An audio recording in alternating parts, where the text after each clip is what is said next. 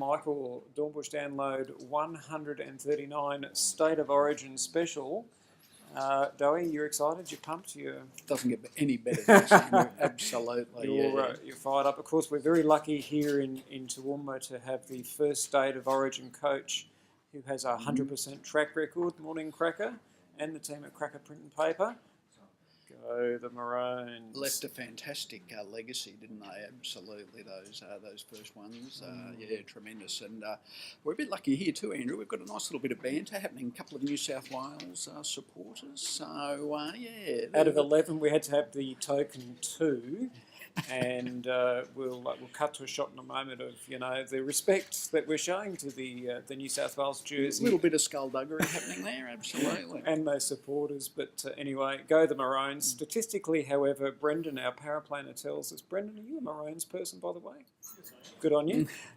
Brendan is telling us statistically that it's actually New South Wales favoured to win this evening. I feel sort of sick. We're sick in my mouth saying that. 52% at this stage. So, of course, as we know, there's lies, damn lies in statistics. But at this stage, New South Wales the favourites. But as we know, home ground advantage, go the Maroons. Anyway, right, you want to lose that scarf? Yeah. So let's talk about markets this week. Michael, what's going on? Yeah, look, Andrew, I guess... Thanks very much, and we'll see you next week.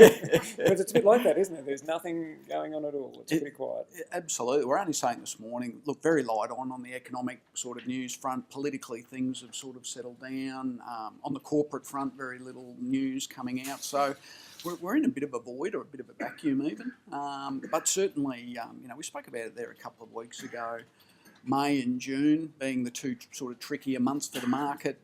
Thus far, that's playing out according to plan. So certainly, Andrew, at this stage, we could see a little bit more of a downturn, coming through June as well. A lot of, again, skullduggery going on with tax planning, things like that. So but markets, I think broadly has about a 4% sort of decline from its highs. So and of course banks and the like have really come off the boil. And I know that you've been doing a little bit of technical work. I think you were suggesting that the support level, and Brendan will help us throw up a chart in a minute on the All Ords, but around 5,600 is sort of the level that we feel comfortable saying that's time to really get stuck into it and start having a bit of a go. Is that what you're thinking? Yeah, absolutely, Andrew. That seems to be the next sort of, as you say, level of support.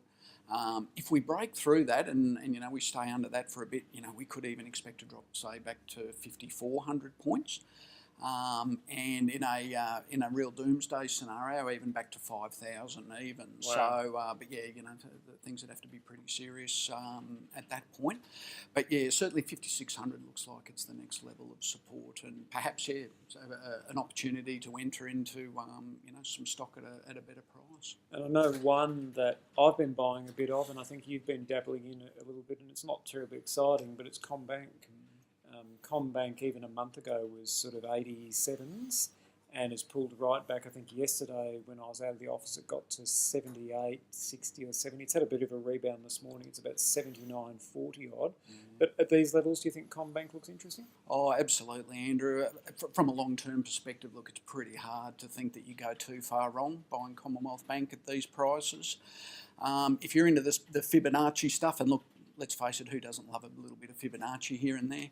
I'm having risotto for dinner tonight as well, so yeah, sounds great. They're back at that sort of key 50% retracement level. So again, for the technical sort of analyst people out there, that's a pretty strong trigger point. They've hit that and bounced a little bit back up again. But look, CBA, Westpac, NAB, they're all sort of trading around those similar sort of levels. So.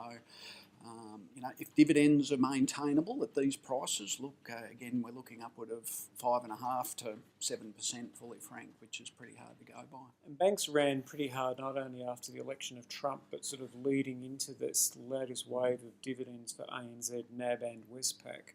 So, to me, part of it's not unexpected to see it pull back. Certainly that banking levy wasn't terribly helpful.